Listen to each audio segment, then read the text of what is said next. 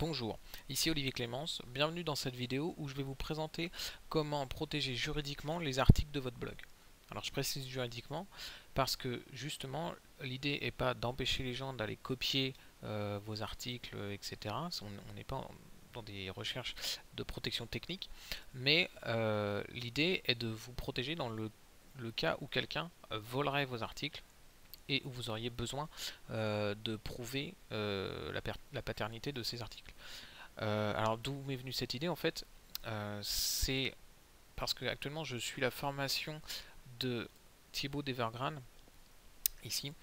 Donc c'est la formation sérénité juridique. Et dans celle-ci, il précise donc plein de points sur lesquels il faut s'attarder pour se protéger juridiquement et notamment être capable de prouver qu'on a bien rédigé un article. Et pour ça, en fait, malheureusement, il n'y a pas 10 000 solutions. Et une qu'il propose, qui est la moins chère, et à mon avis la plus facile avec la méthode que je vais vous proposer, c'est de vous envoyer tous vos articles dans des lettres recommandées. Donc comment on va faire ça? Alors l'idée, moi j'ai utilisé un blog WordPress, après vous pouvez le faire avec un autre blog, simplement il faudra trouver un plugin qui propose la même chose que le plugin que j'ai trouvé. Donc le plugin en question c'est Kalin PDF Creation Station. Donc vous allez sur wordpress.org et vous tapez Creation Station PDF et vous allez trouver le module. Et une fois que vous avez installé votre module, vous allez dans Outils, PDF Creation Station. Et là il va vous lister l'ensemble de vos articles. Donc moi il faut savoir que j'ai plus de 300 articles, je dois en avoir à peu près 380 sur mon blog.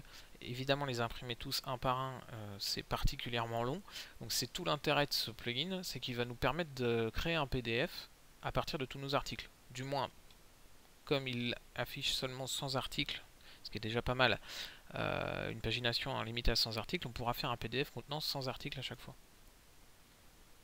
Donc je vais vous montrer comment utiliser ce plugin. Donc première étape, vous affichez la pagination maximum, 100. Après, selon la taille de vos articles, vous verrez que vous serez peut-être amené à modifier cette pagination dans la mesure où, après, pour vos lettres recommandées, vous avez un nombre de pages maximum. Donc, selon le nombre de pages qui seront générées par le module au niveau du PDF, vous serez amené peut-être à intégrer moins d'articles par PDF. Donc moi, ça passe parfaitement avec 100 articles par PDF. Je pourrais éventuellement en mettre plus, mais le plugin ne me le permet pas. Donc une fois que j'ai affiché mes 100 articles, alors ce que vous pouvez faire, ce que j'avais fait la première fois quand j'ai fait le test, c'est de trier par date. Et ensuite vous faites Add All.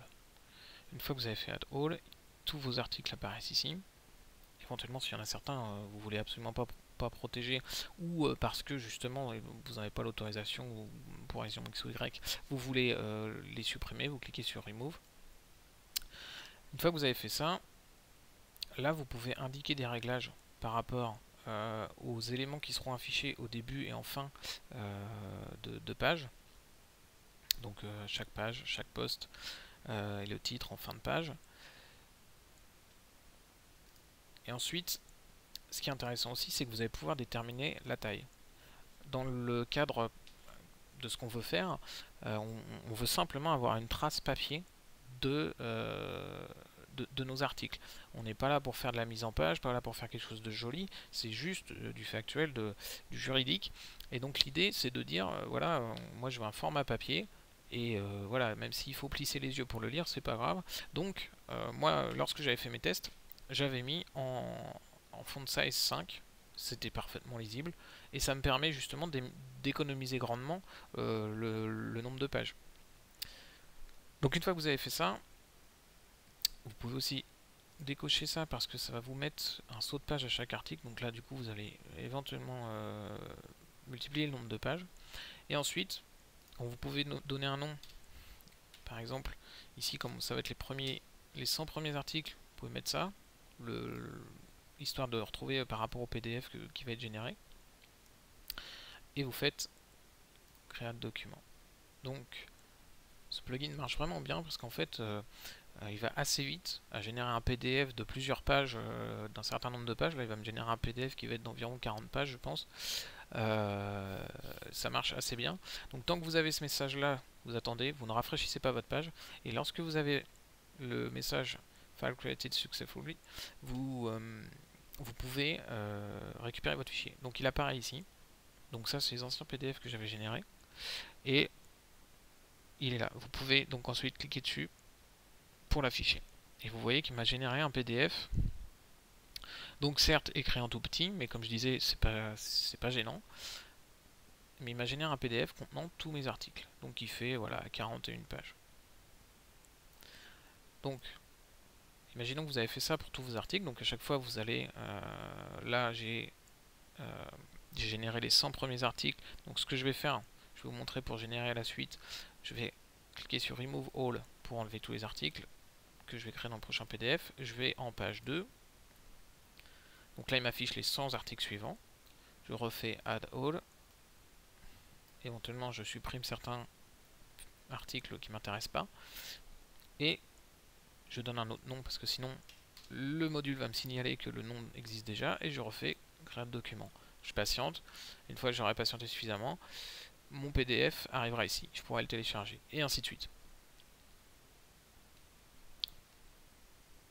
Donc, maintenant que vous avez généré tous les PDF contenant tous vos articles, vous avez la première solution qui va être de les imprimer vous-même, d'aller voir la poste et de vous envoyer des lettres recommandées à vous-même. Maintenant, je ne sais pas pour vous, moi j'aime bien gagner du temps. Imprimer des feuilles, ça va me prendre beaucoup de temps, beaucoup d'argent, de l'encre, du papier. Aller à la poste, ça va me prendre encore plus de temps. Surtout qu'après en plus il faudra faire des paquets de 30 feuilles recto ou 60 recto verso. Voilà, ça fait beaucoup de manipulation. Il y a une autre solution, parce que la Poste elle propose un service très intéressant qui va être d'imprimer et de vous envoyer automatiquement vos articles, du moins ce que vous leur envoyez, automatiquement. Vous avez simplement à leur envoyer vos PDF. Comment ça marche? Vous allez sur le site de la Poste, je vous mettrai le lien direct vers cette page, et vous allez simplement envoyer vos PDF, et le service de la Poste va automatiquement vous calculer le prix, et vous allez pouvoir vous envoyer vos lettres recommandées directement. Alors il faut simplement savoir que vous allez être limité à 60 pages recto verso. À partir de 31 pages, automatiquement ils vont considérer que vous êtes en recto verso, donc c'est très bien, parce que vous n'avez pas du tout à vous en occuper. Voilà, la seule chose c'est que moi vous avez vu qu'avant j'ai généré un PDF de 41 pages, donc si on voulait vraiment optimiser la chose, il faudrait aller dans les réglages ici du module et choisir des articles de manière à arriver tout juste à 60 pages. Bon, personnellement je suis pas à quelques euros près, et comme je disais, l'idée c'est de gagner du temps, donc le PDF de 40 pages m'ira parfaitement.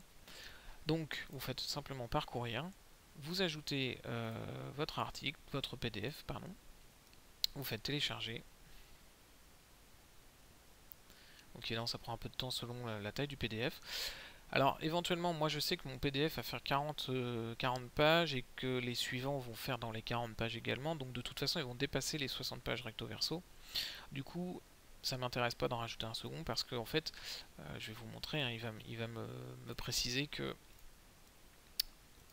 il va m'indiquer que le nombre de pages maximum est dépassé, et du coup je vais être obligé d'en supprimer un.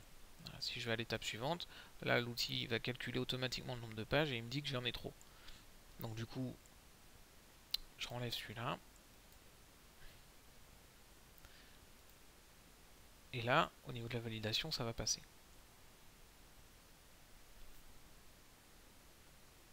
Voilà. Une fois que vous avez fait ça, vous choisissez distribuer par le facteur.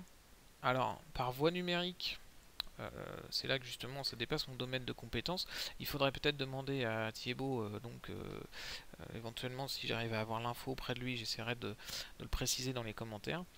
Je ne pense pas que c'est un poids juridique, ou du moins un poids juridique suffisant. Donc du moins, voilà, dans la formation que délivre Thibaut, il précise de faire une lettre recommandée et de se l'envoyer à soi-même. Donc pour moi, c'est par le facteur et non pas par voie numérique. Par accusé de réception, ça il faut le cocher parce que sinon justement je pense que ça n'a pas de poids juridique suffisant.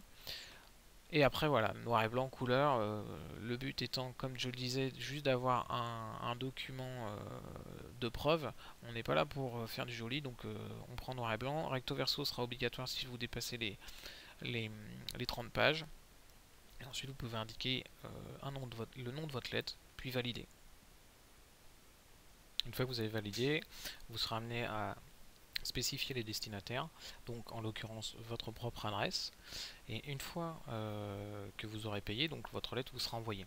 À ce moment-là, une chose très importante qu'il ne faut pas oublier, c'est de ne pas ouvrir la lettre. Parce que si vous ouvrez la lettre, elle perdra tout son poids juridique, et du coup, vous aurez fait tout ça pour rien, et dépensé de l'argent inutilement.